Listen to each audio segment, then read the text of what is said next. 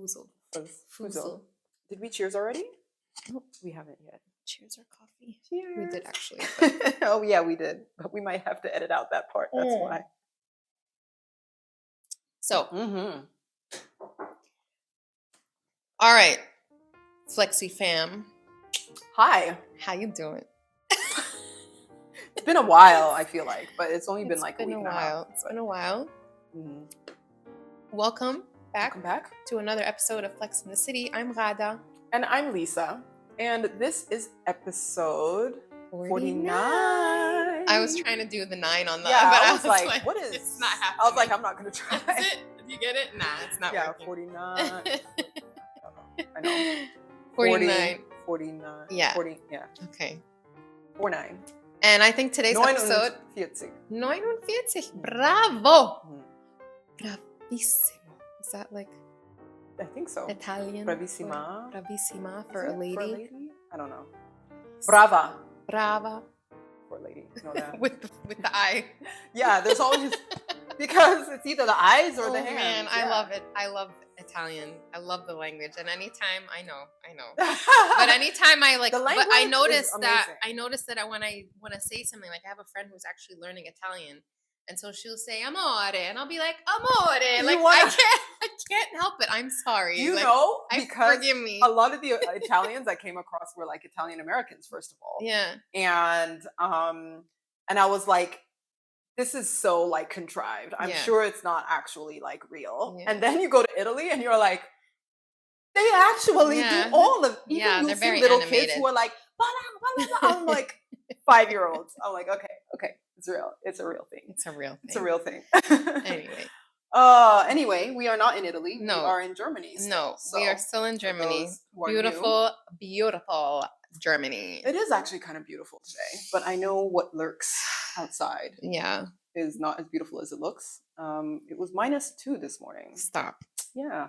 Stop. I think it's warmer now, but morning is also loose use of the term because it's still dark until like 7:30. Oh my God, my kid left. He had to be at school earlier than usual, and he takes his bike to school. And he had to be there earlier today because they're going into the city for like a Hansel and Gretel like showing, which he had no idea. Side note, but he had no idea what it was about.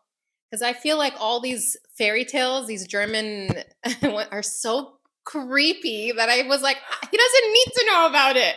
But we thought let's show him a little. I found a little YouTube video in the morning to show him, just so he had an idea. Story? Because we also were not told the actual story in a lot of these versions. I mean, it's the 2 kids who the stepmom did not want the kids there, so she I didn't know that part. I didn't know either, and she kept trying to kick them out of the house, and they would find it was their parents. Their parents dropped them off in the forest. Oh, this one was the stepmother.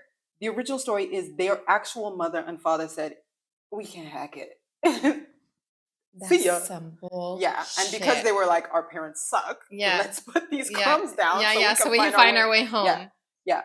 And I also don't remember, but it might be true that like, I don't remember this, but that the witch was trying to fatten kids up because she wanted to eat them. Yeah, that's like some remember. Cannibalism shit right there. And I'm like, where's the lesson? I don't get it. I mean, it's don't eat candy.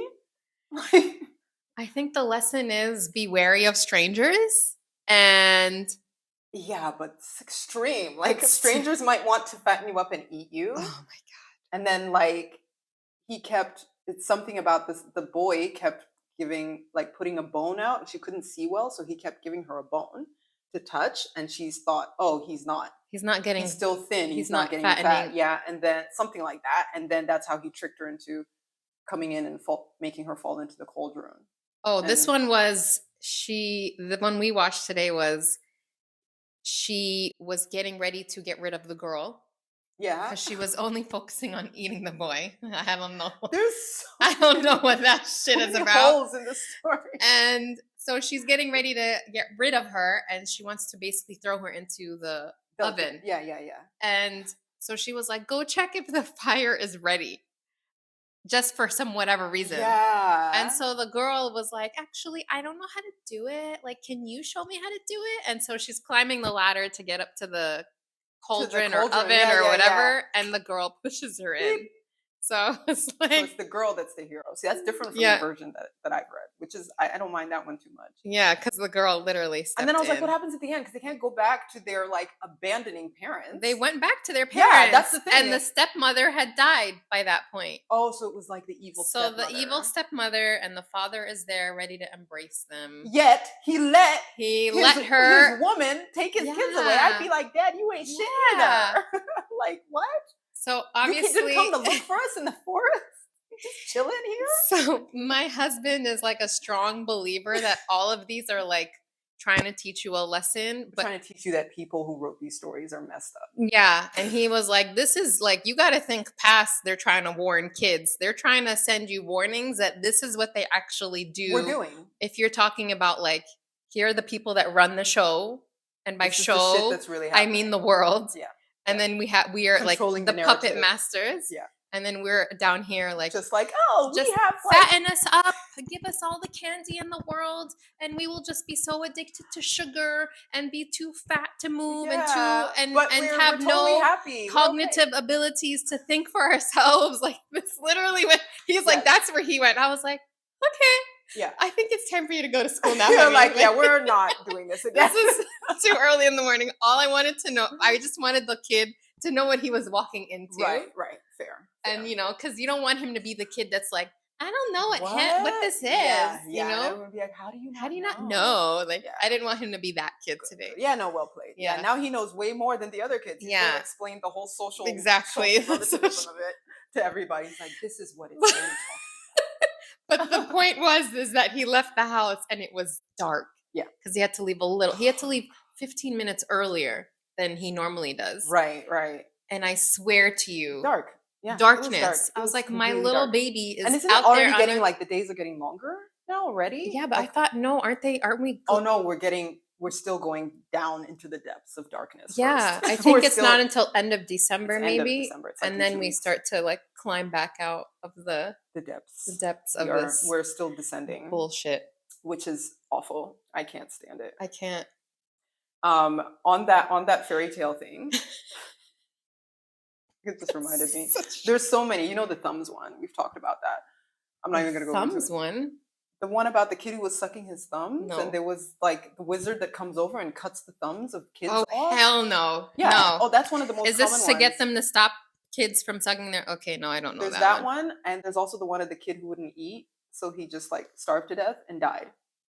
Yeah, they're like that's the story. Creepy as hell. But the one I was going to talk about, which is actually a really beautiful story that has a sad ending, that we've been told a different story, is The Little Mermaid. I didn't know that was German. The original story is German. It's written by a gay author, actually. And it was about him not being able to love the person that he loved.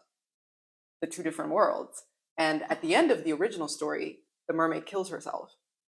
Yeah. What? Yeah, that's how the story ends. We'll probably have to edit that out because it's like ends her existence somehow. Okay. Yeah, but it was... Well, we aren't for kids anyway. This channel is not for kids. True. But yeah, so basically, it was him telling in a different way a story about how like he was from a different world and he couldn't be with the person that he loved and yeah. Wow. Yeah, apparently it's really intense as well. Like it's really, really painful, like very emotionally, like heart-wrenching. I'm like, I want to get a translation of it and read it. But it's just it was never made into a previous movie or anything. It was just a book or a story. The movie it was a book. So he wrote quite a few. I think there's another couple of other ones that he's written, but that's his most famous one that particular author has written.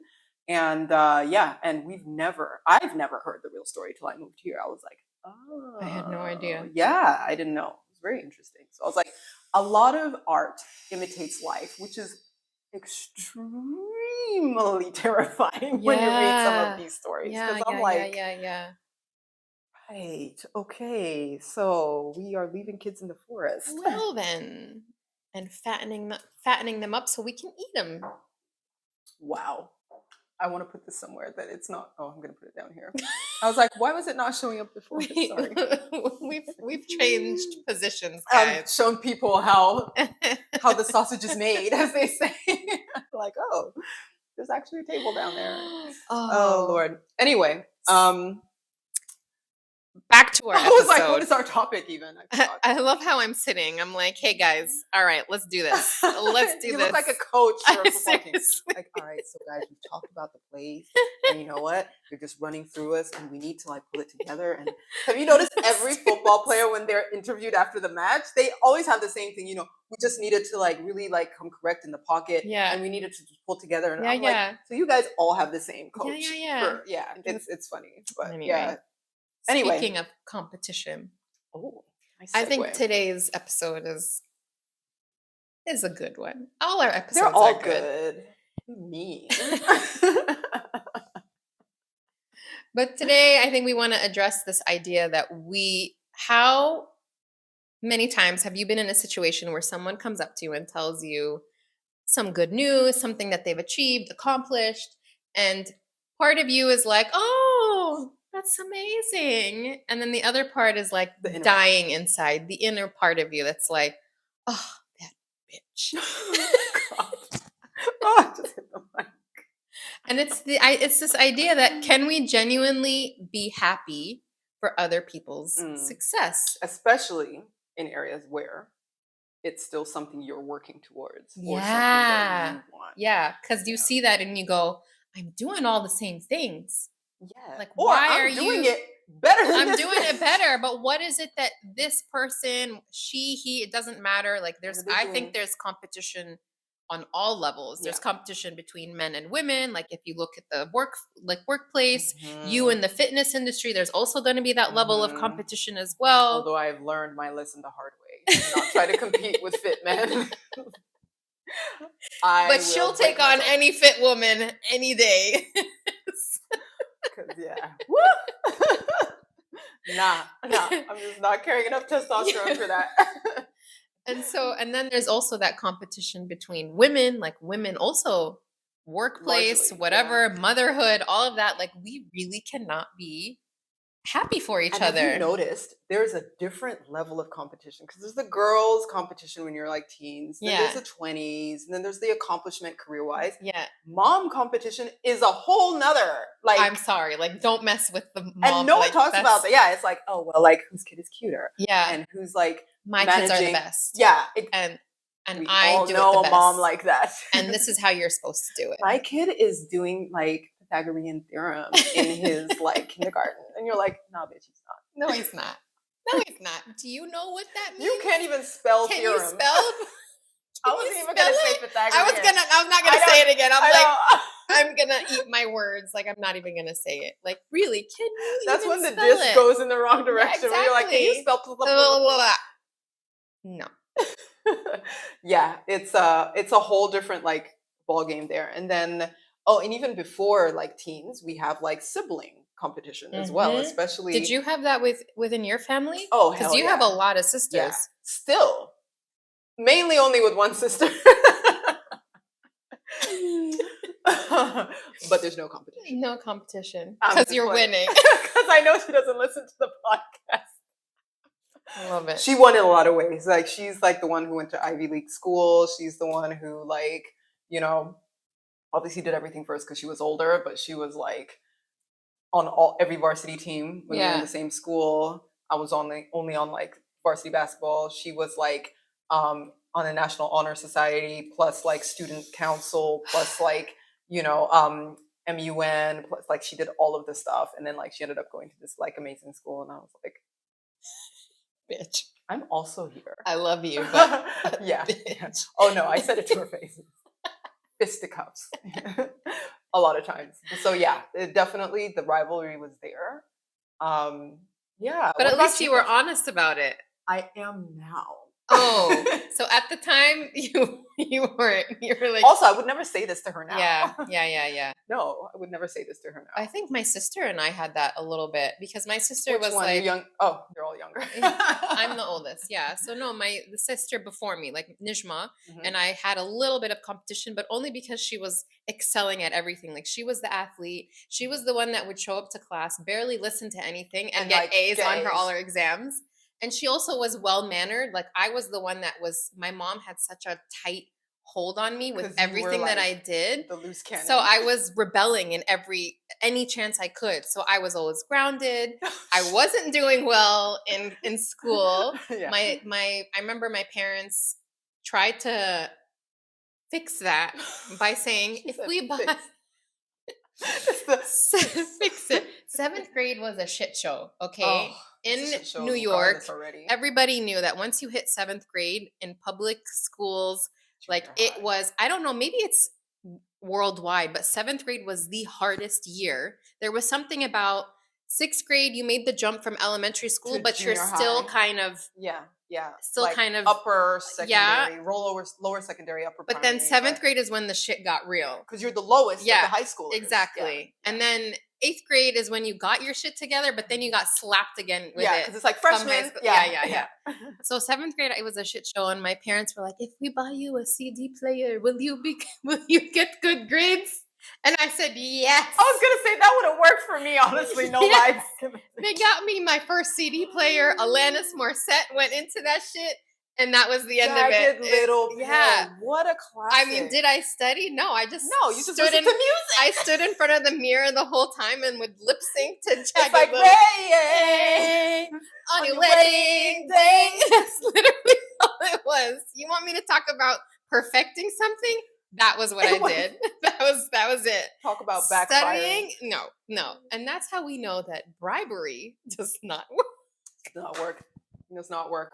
I mean, we still try to use it, but I mean, I obviously I have that in my playbook because I learned that growing up. How else do you do it? I don't have anything else, but yeah, it really doesn't kind of work.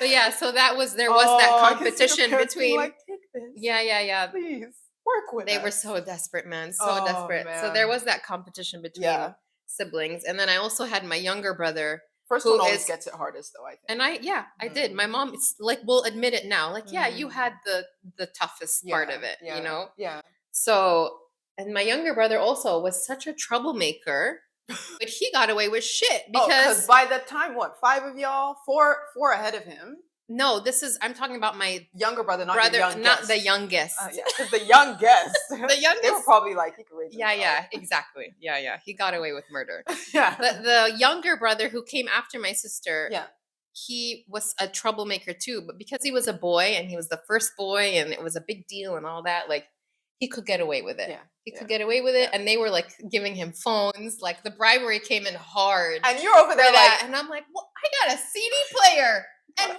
CD. Like, they were stepping their game up. They were throwing phones at him. This kid ran away one time. No, for a day. For a day, and came back, and mom's like, here's a phone. Please stay. Like, please stay. Listen, I ran away for hours, and I came back, and I will never forget that day. Oh my God. I couldn't sit down for 3 days at school. Oh my God. Yeah. No, like that would have not. Yeah. If I tried to do that, you better stay. Exactly. Run away. Exactly. Don't come home. The streets are safer for you. Don't come home. But I'm trying to remember also competition between friends. Yeah. Mm-hmm. Younger self and competition now. Mm-hmm. I can't recall I know there was drama with teenagers. Yeah, like regular stuff in school. But it obviously didn't stick with me enough. Like, the stuff that's happening now in my 40s seems to stick with me. It is also, I think, because we're forging, I think, more meaningful relationships at this age. Yeah. So it's gonna hit a little bit deeper because you're also letting people in more. Yeah. You're also more aware, self-aware, and aware of others. Whereas, in high school, it was more run-of-the-mill stuff. So it's like who has a really cute bag, and it's not really life-changing. Who's the prettiest, and who gets all the boys, and yada yada yada. Exactly. Like, it was this typical stuff that kind of everyone is dealing with. Whereas now there's things that are so specific to your friendships and relationships that you're like, wow, this hit deep. Especially if you have been vulnerable with the person that then has like excelled in the way that you're like, I was vulnerable to you about the fact that like I'm struggling with this, and then you just go ahead and like excel. How dare you? Can you think of an example? Where I was the other friend. Yeah. Where it's happened that someone has come to me like that. Were you you were the friend that excelled? Yeah, at something that it was bad. But I didn't even really excel. I still don't look at it that way. But it was something, so it's actually the fitness thing. So there's a friend of mine, one of my formerly best friends, and we were really super close, like close. Like we called ourselves twins because we had the same birthday, and a lot of our life experiences were the same. We just got along. And when I started college days, when I started really kind of getting more serious about fitness, as like a way of life, every time when I was back in Kenya, like in the summer, like we'd always train together. Da, da, da, we had the same stories. There's even a story about how we dated the same guy Oh, damn. that came like out later in our friendship, because I was telling her the story about how I was like kind of dating him, and she was like, wait a minute. and I told her something about what he said, and she was like, girl, is it blah blah blah? And I was like, no. Okay. Who, he also had the same birthday as us. Funny story. But anyway, think for another day. He was fine. But anyway. I love the pause. I noticed. Yeah, I saw a photo of him recently. I was like, it was all worth it because still fine. No, but it explains why we would both go there, because our taste was also the same. Yeah. And so we had like this connection that was really, really like unique. And she was very much into fitness. So I learned a lot off of her, but you know, I was also building my passion for it. I always had a passion for it because of sport, but now I was transitioning into fitness.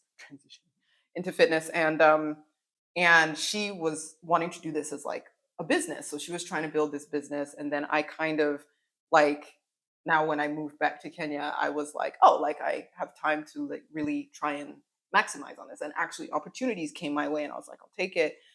And so I started doing a lot more stuff with fitness. And, you know, like I remember she did a magazine cover that she was really, really happy about. And I was really happy for her about it.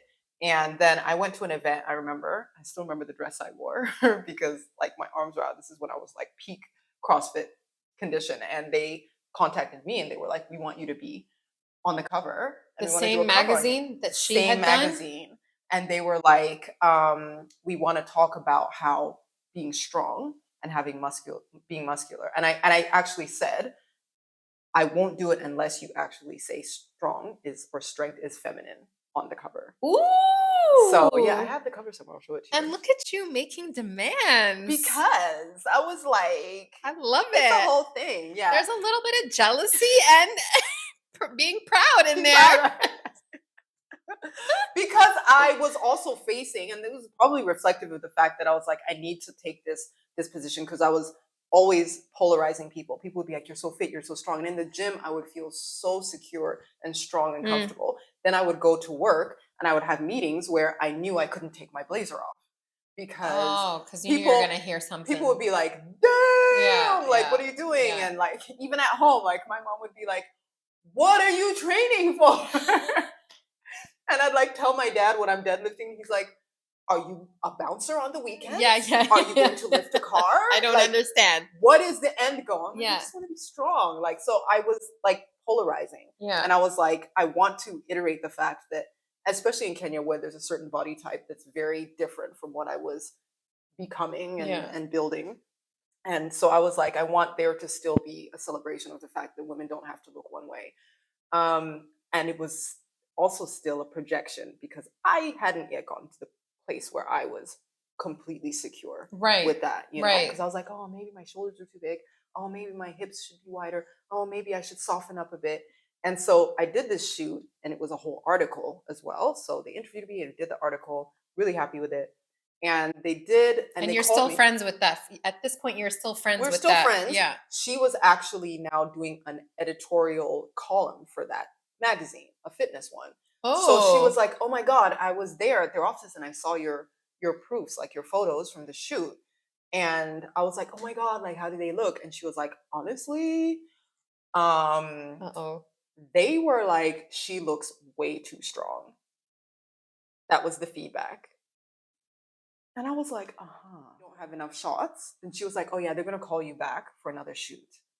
So they called me back. They're like, we don't have enough shots because the article was long. She wasn't over exaggerating anything. No. She said that. And so when they called me back for more shots, I was thinking it's because they don't like anything that they got. But it was because the article was long and they needed a photo for each page. I found that out later. So we shoot again. And so now this time when we're shooting, I came with like, and like I had really, really defined abs, for example. That's going to come in to the end of the story in a moment. But like, I came back and I was like, I have to like cover my arms. I have to cover my abs. I have to. And they were like, no, no, no, no, no. That sports bra look is what we're, and I didn't even carry sports bras. I was just going to wear a regular bra under like a workout top. So I had to wear one of the ones that the stylist brought because I didn't even bring one because my intention was to cover up. And they're like, why? And I was like, because isn't the feedback that I look too muscular? Anyway, so I wear this sports bra. They take a couple more shots. And then they're like, the magazine's coming out in like a month or so. We'll send you preliminary copy.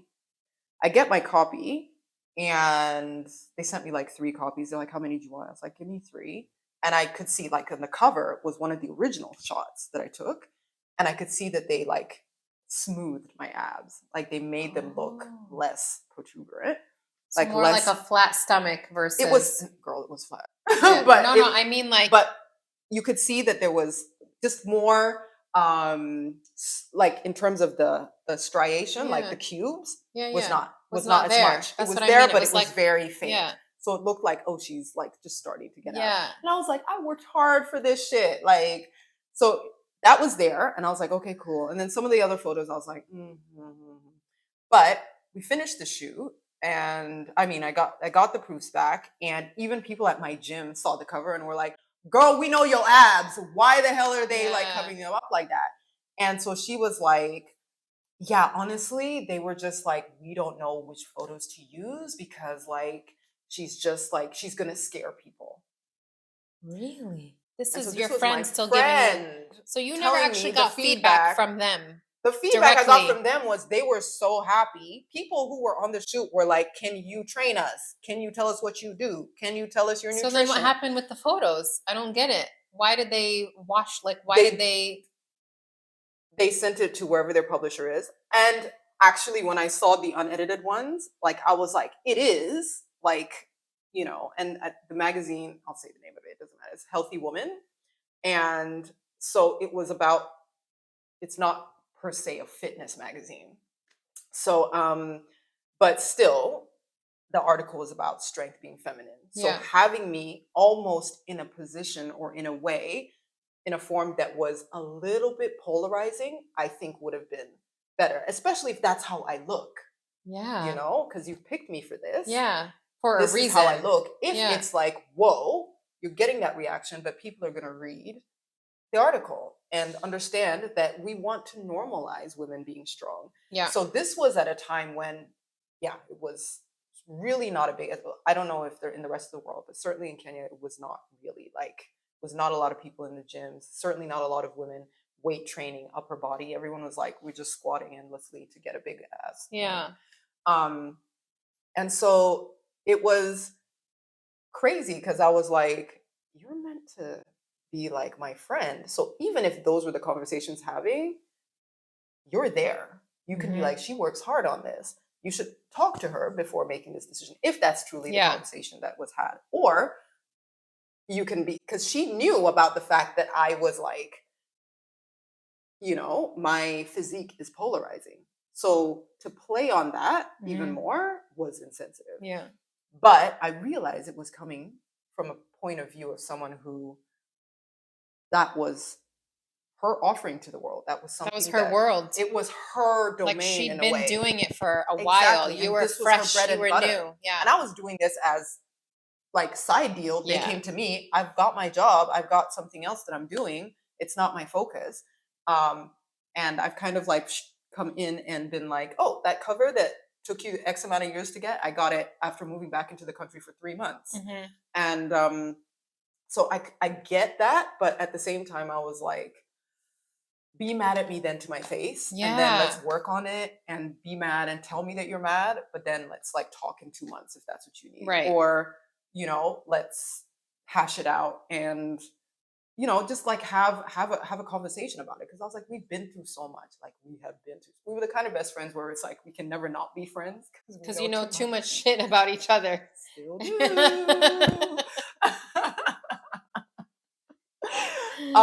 And so like, so that was like one of the situations where I was like, because I was like, I know in her heart she's like happy for me, but like she's prohibited from being as happy for me as she can be because it does look like I've sort of like stepped on her toes. Yeah, And I was like, I encroached didn't in look on for it. her I didn't look for it. territory. And there was other opportunities I had that specifically because of that, I was like, I'm not going to do it because I don't want To step on her yeah. toes. And I was like, and it's not a career for me. It's not a path that I see for myself. At that point in time, it wasn't. So I was like, I don't need to pursue this. I think we do that a lot to ourselves. Hmm. I don't know. I would be curious to know. I don't have much experience with men versus men competition. I feel like they're a little bit more cutthroat. Come to the weight section Yeah. sometime. But whereas women, like, will actually think about it and say, I don't want to upset that person. I don't want to hurt that person. I don't want my success to like encroach on someone else's success. Yeah. Like, I would rather. By the way, that's not every woman. Some women are like, I'm gonna put this shit on blast. Which I think maybe we should all be like that, or maybe that's, I don't know, maybe there has to be like kind of this like balance in the world where some women are. A really good point. That's reminded me of something I watched last week. Tell me. I think it's called Royal Rebels on Netflix, and it's about the black. He's a shaman from the States, and he's married the Princess of Norway. When he moved to Norway, there's a thing called, I don't even know the name for it. They actually have a word for it, and it's these rules. So they say it, and they're like, this guy doesn't even understand like how we act. And the lady who's describing it in the documentary says, it's rules for explaining why Norwegians are the way we are. Mm-hmm. And it's literally like, it's not codified in the law. I don't think it's codified in law, but it's like social interaction rules that basically say, you are not better than anyone else. You do not know better than anyone else. That's ingrained into them. Yeah, like nobody cares about what you have accomplished. Nobody cares about you. You are like all of these things, right? That it's so ingrained in the way they interact that like the princess was in there and she was explaining it. She was like, for example, if you are a PhD expert who's published and even has a Nobel Prize in like some field like physics, you would say, I know a little bit about that. How crazy is that? That's like communism for social ineptitude. Like, I don't even know. Like, I don't know what to make of that. It's really funny too, because he is totally flamboyant. One of the funny things is he says he was previously gay and now he's straight. And I was like, okay. Really? Okay. Whatever you say. So he's there and he's like, oh, I'm having a royal wedding. And who's doing my makeup, right? Okay. And he's like flamboyant. So when he gets there, of course, she's like, just be yourself. He's wearing his loud outfit, a kimono, cowboy boots when he's going to like meet the king and queen. And he learns about these rules. And he's like, if you're like a soccer champion, you're meant to be like, I play a little bit. And he's like, why? He's like, I am loud. Everyone has a right. And a lot of what he says is wrong. And he's a very shisty character. But one thing he said that like, I was like, yes, he said, you have a right to shine as bright as you want. And if anyone has a problem with it, they can buy some 99-cent sunglasses. I was like, bars. I love that. And I was like, exactly. I said, if you've worked for something and you've accomplished it, there's nothing wrong with celebrating. Yeah. And it's funny because I've had this conversation with some Germans, even my partner, and I was like, how crazy is this? And he's like, well, actually, it makes some sense because like, it's not good to brag. And I was like, okay, but it's not bragging. For example, if you score a hat trick in football and you're like, I'm that guy, there's nothing wrong with that. You're celebrating your success. You're not bragging. You're saying, I'm good. Your skill and talent allowed you to be able to do that. Why deny that? Because then I feel like it breeds dishonesty. Because you know you're badass, but you're pretending that you don't know. So our interaction is already fake from the get-go. Yeah. There's no genuineness. Because all of us are holding And something back. And it breeds also that it's okay to be average. Where I don't. It celebrates It mediocrity. celebrates mediocrity, exactly. And I literally said that. I don't think. I mean, obviously, some people will say there are average people, but I think everybody has like their unique qualities. Like, there's no way that like, everybody is different from everyone. Yeah. So but that, like, not being able to celebrate your own successes. You are not better than anyone. You are not better than anyone. No one cares about you. I was like, yeah. I have a German friend. I have a German friend, and it must be very cultural. It must be very maybe European. I don't imagine. I know that it would do very well, that set of codes here in Germany. Yeah, it would work. So I have a friend who told me, so her son was a golfer at a very young age, and he was doing really well and competing and all of that. Right. And she noticed she was doing this, that every time there was, like, family gatherings or she was with friends, like, that she would kind of diminish her son's successes.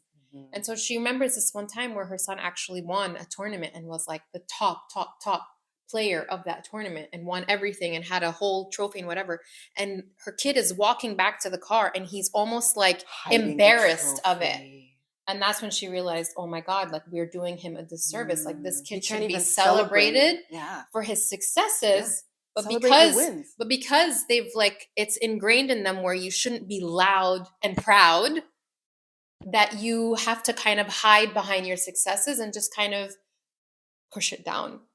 Which is so crazy to me because, in fact, in our cultures, we almost go too much. Yes. On the other. Yes. Because, like, your mom will be on the phone with a random and be like, we haven't even finished telling her the good news yet. And she's like, doo, doo, doo, doo, doo. Yeah, you need to hear what my daughter just did. And I'm like, nah. I'm like, I don't want everybody to know. Like, my whole entire report card. Oh my God. Yeah. And so, we're probably extreme in some cases the other way. But I think that celebration of wins is important. And I think it's also because maybe the society doesn't realize that it's nuanced. There's a difference between, like, pride as, like, the bragging and, like, putting other people down as a result, and being, like, obnoxious and being like, I'm sorry, I'm the shit. Yeah. I kind of am. There's the receipts, know, and there's something okay with when you've earned it, I think, celebrating that. 100%. And I think even as the onlooker, being able to celebrate someone else. So it actually robs other people of the skill, that ability, that social ability to be able to celebrate someone else's win. So what we're talking about in our topic about, like, being able to be happy for someone else, they never get the chance to develop that skill. No.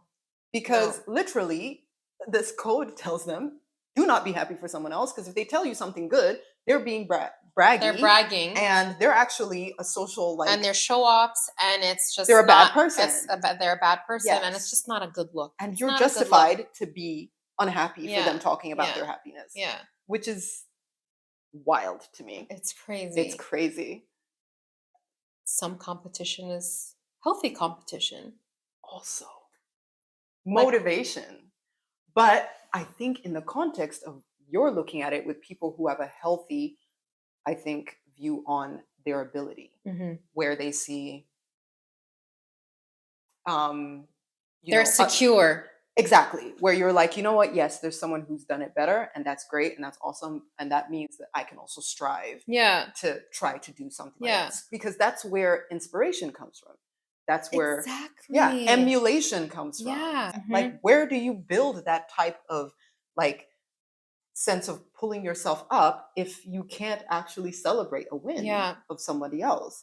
So I agree with that. Like, healthy competition, listen, also as a woman of color, is inevitable. We actually I feel we have to learn it as part and parcel of our survival in a lot of circles, because you're measured not by your merit, you're measured by, well, even when you do well, what did she do? What's different? She's an aberration, So you already have to do so exceptionally well just to be considered on the same level. Exactly.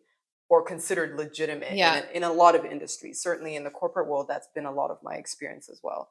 And so that it's not competitive per se that you're like, I'm gonna elbow these other bitches out of the way. But it's almost to the point where you're like, whatever the standard is, I know I have to surpass that. Yeah, that's just to already how get the same. system has been set up That's against you, so you have to do that. Yeah. And so that sets a bar. Yeah. And you're like, okay, I just have to blow that shit out of the water. Yeah. And part of that is being able to say, I'm the shit. Yeah. I can do that. Yeah.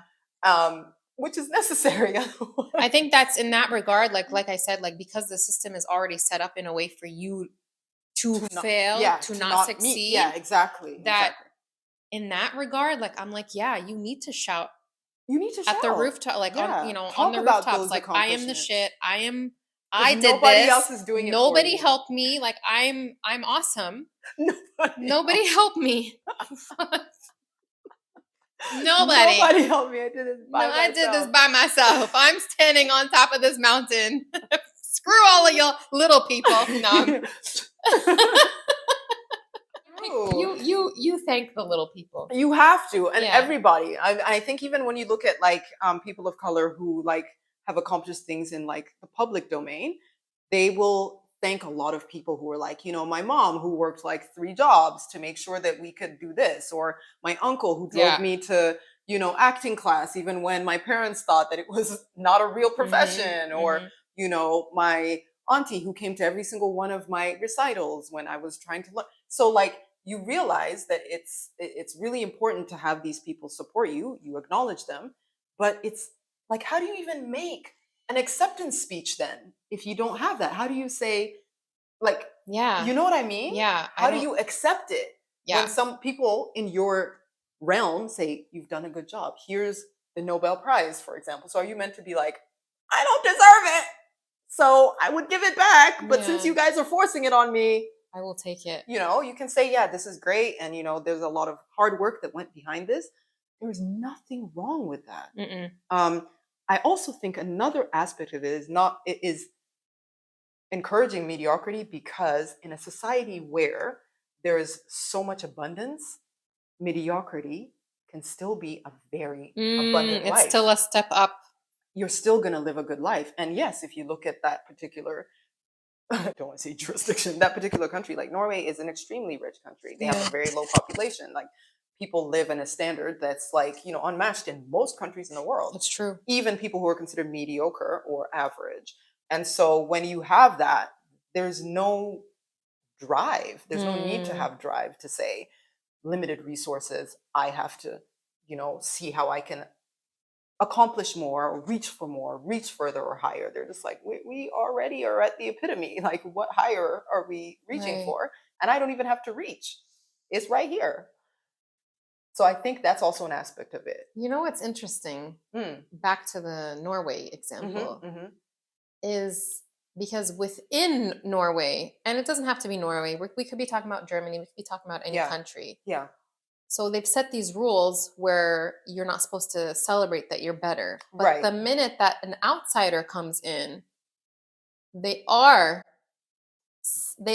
clearly showing that they are better. He's not good enough. He's not good enough. Which is what's so funny about that documentary. So it completely goes against everything that they've learned. He even posted, literally it was like, our princess is being brainwashed by this shaman. Like there was already this divide that was created. So I was like, even though you guys have it codified and there's this like, your mindsets are not reflected in how you act, or how you act doesn't reflect what's written down for your behavior, especially when it's an outsider. That is a really great point, because I was watching it and I was like, where's this equality? Because I was waiting and it comes in later and I was like, where? Because I know there's going to be the racist stuff. Of course. It's going to come. And again, when it came, I was like, there you go. You're just waiting for the shoe to drop. You're like, it's in there somewhere. Plink. There it is. It came tumbling down. And like, this is completely reflective of the fact that they want him to adopt this way of life that they have, yet they are not exercising that same way of life with him as an outsider. No. So...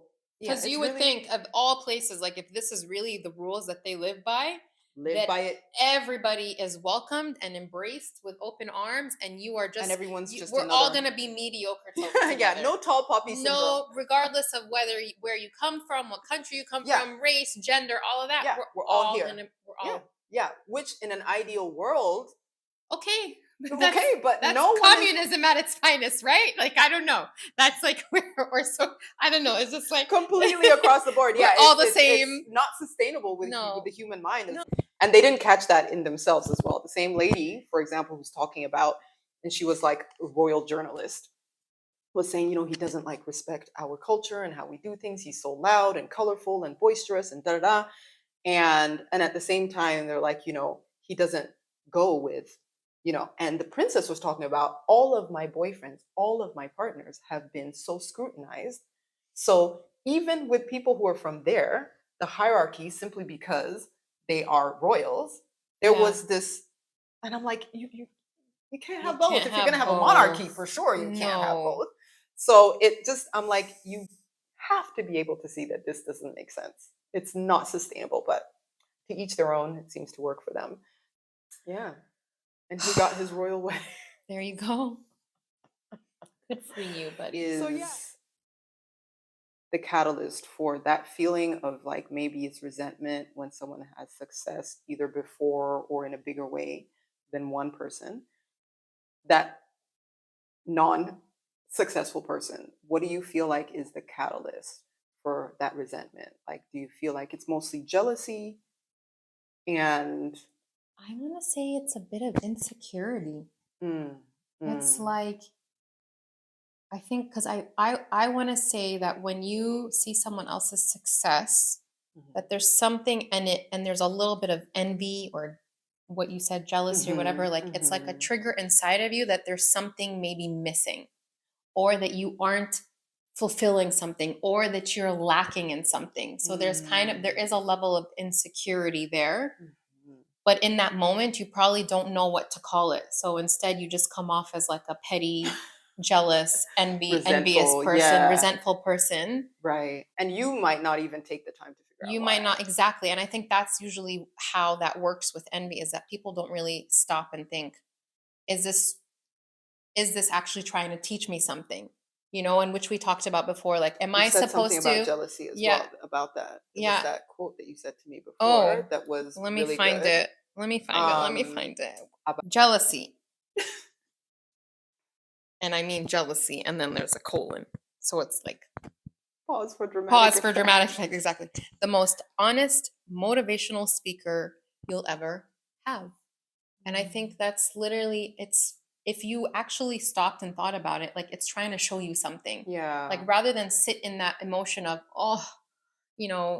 screw them for getting everything. I'm so jealous of this. I'm so jealous of that. It's more like, wait a minute, what can I take from this? And we talked about this before. It could be two things. That one, you're meant to learn. Like, if you're in, for example, the same space, whether it's like fitness space or wellness space, like, maybe you can stop and say, oh, like, let me see how they got there. Like, let me learn from their, what can I take that's different exactly from what I've done? Or is it more like deep rooted and try and figure out what is that thing inside of me or it could that be is that missing? You have imposter syndrome. So you're like, I maybe shouldn't be here. Yeah. So someone excelling legitimately in the same area, you're like, oh, maybe they are legitimate and I'm not. Why do I feel like I have imposter syndrome? That's imposter really good. syndrome syndrome is so, it can hit so deep, so like debilitating. Yeah. And then I think it's also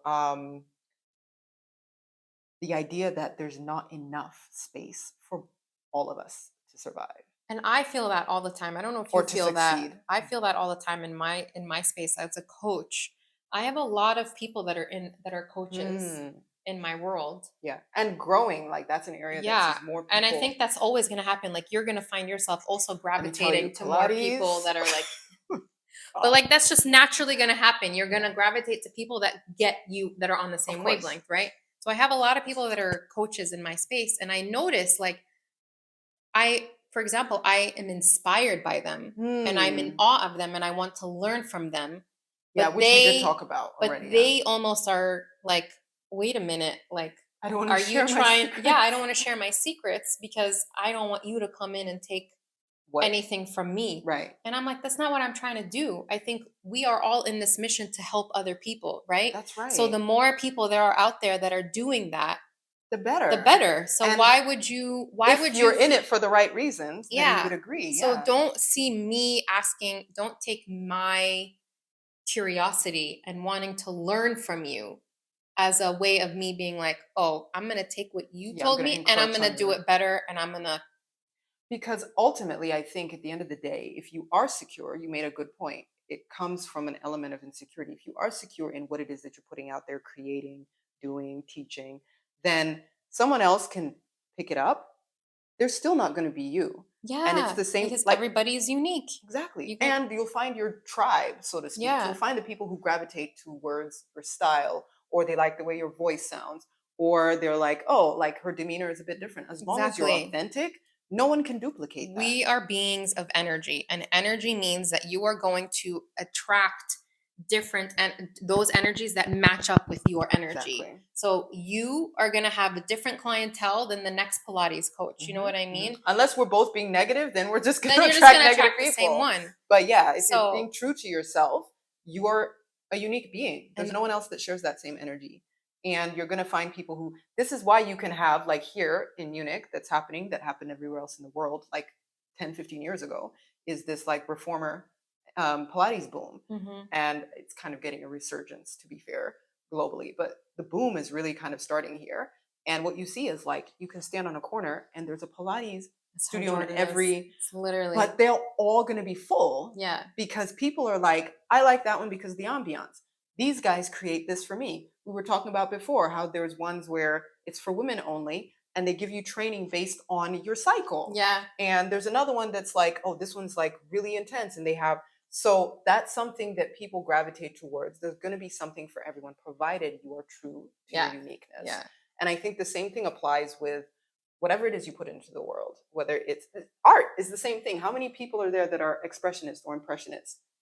But they all have their own style. Exactly. And you It's a can look at one different, and be unique like, style. people in the field can be like, oh, that's a Van Gogh, or that's because they were true to their own style. Yeah.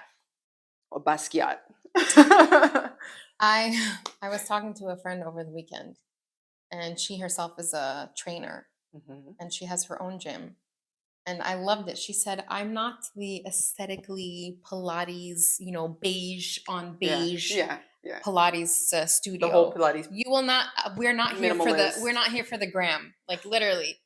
And so get work done. I loved that because she was like, you want to get trained for real, and it's about being trained and not about looking good in the right studio. Right. So you come to us. Come to us. You know what I mean? For that other shit, there's tons of them. You want it. your place where you can get your matcha and take a picture and be like, this one's for the gram. And I love Not that. There's anything wrong with that either. And I love that. Okay. But no, there's nothing. But that's just, yeah, she literally said it. She was like, we're not about that trendy stuff. And there's tons of people out there Where's that are. This gym? It's in Jordan. Oh, fuck. Yeah, I know. I know. It's not here. I was it's so in Jordan. excited. I was like, oh. why? And it's so well, funny that shows a gap in the market. I spent my summer going to these Pilates beige, for the gram kind of studios. Right. And I'm like, where were you this whole summer? Like, where? Because every time I walked in, I mean, you've seen, I go in like a baggy t-shirt and my tights. Yeah. And like some high socks, like nothing sexy, nothing. Like I'm there just to like get the work done, And I looked every time I was in one of these studios, I would look around and be like, matchy. I don't fit in. I was like one of those like popular kids kind of shit. Oh yeah, I'm like that kid in school and everyone's wearing I'm wearing my Little Mermaid sweater, which I got teased for, and everyone's in there like trendy shit. And I was like, damn it, that's not how I want to feel when I'm working out. Yeah, that's true. Because you want to be there and just be able to focus. Yeah. You don't want to, and what's odd is what you realize is even those people that come in there for the aesthetic are also looking around feeling on some level, I'm not. Which has been really good about the observation work that I've been doing because I've observed so many reformer classes. So of course, yes, you're observing the teacher, but you see the students as well, and you'll be like, Yeah, and you'll have like that same like, oh, Christine, and you'll have people who are so you'll have people who are going to gravitate to that reformer that's in the corner because they don't want anyone to see them. You'll have the person that can't hold the pose correctly, but they want so much to be in the progression and the harder version of it that they're going to be in the completely wrong position, just but to they're going to make hold it just so that it like looks this. good. Right, Yeah. right. It doesn't. But and then you'll have the person who throughout the class they're glancing in the mirror like, yeah. And then you'll have the person who's like, oh my God, I wore a sports bra that's cute, but it's actually not holding anything together. It's not doing the job right now. And it's so funny because it's like, ordinarily you could look if everyone was stationary and you get that feeling like, oh my God, everyone is like feeding into this like uniform. And behind that sort of facade and that scenery, you realize everyone is having their own internal dialogue. And so at the end of the day, and like I'm also like I guess a person that like on a lot of levels feeds into that. Like for me, I actually get a really good like mental state of being when I'm like, I like the outfit I'm wearing to the gym. Like, I get that. Yeah. But it has to be functional. I'm like, I don't want to be there and be like, yeah, oops, not gonna fall out of anything anyway. Do you know what I mean? Like, I don't want to be thinking about like, oh, like I need to pull my shorts down. Like functionality, yes, but like yeah, like I like to like feel cute in my outfit, and I like that, and it's good, and it puts me in that headspace. But at the same time, yeah, once you're working, you're in the zone. Yeah. You're there, and so it's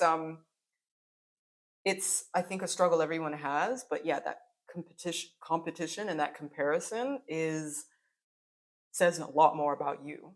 So it's about sort of I think sitting in it and accepting that it's going to come and happen, but then saying, okay, why is that here? This is an opportunity for me to learn about myself and to grow. Yeah. Why do I feel self-conscious going to the weight section? Is it because I feel imposter syndrome for not knowing how to lift? Okay, well, how can I become more comfortable being in the gym?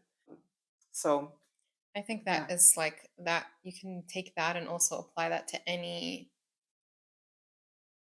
aspect of life. Like I know, for example, like for me, like when I mentioned earlier that I'm like inspired or whatever, like I know for me that what I want to take as a woman, I want to take every woman with me. Like if I'm succeeding, I want to take every woman, every single one along. Well, every single woman that wants to genuinely, the worthy ones, no, every single one that wants to genuinely be on that journey with you. And I feel like for sure. I think if more people looked at it in that regard and less about, we said healthy competition is good competition. We don't want it to get to the point where it's toxic. And I think that's where the insecurity starts to leak in. That's when it kind of shifts. That's when it shifts, So if we just kind of looked at it more like, yeah, if there are more coaches, that means that we're doing something right because it's needed. Exactly. There's a demand. And that means then you have to up your game. Yeah. Which is a healthy competition. It helps you respond in a way that makes you put out a product or a business idea or an interaction that's better than what you would just do if you were complacent. Right. So yeah, I think that's very healthy if you receive it in the right way. Yeah. So I agree with that a lot. How can I create an environment that is one where women like me or girls like me growing up don't have to work as hard and can still achieve, receive, succeed in the same way. Yeah.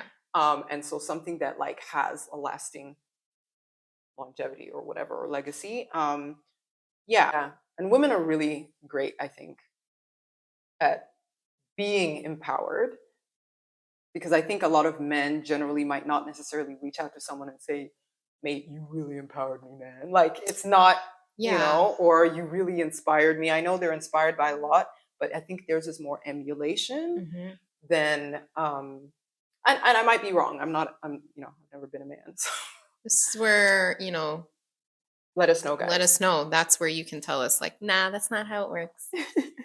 At least the little bit of exposure that I've had to men, and also like with bringing up sons, I think, a little bit of that sort of indicates that it's, there's less of this envy in the same way that it's a bit cattier with us, and more of this sort of like, oh yeah, that's cool, I want to be like that, and I want to emulation more than competition or imitation more than competition. yeah So that's where it's also really important for them to have positive influences.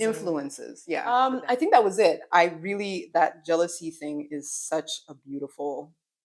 Jealousy is the most motivational, most honest motivational speaker you'll ever have. If there's nothing else you take. Yeah, just take that with you. So with that... That was long. Huh? That was a long episode. Oh, shit. Oh, yeah. It won't be that long when you guys get it. If you have any comments, any input for us, leave us a comment below. If you haven't subscribed, this is your moment to do that. And as always, catch up on all our previous videos. And we will see you again next time for episode 50. Bye.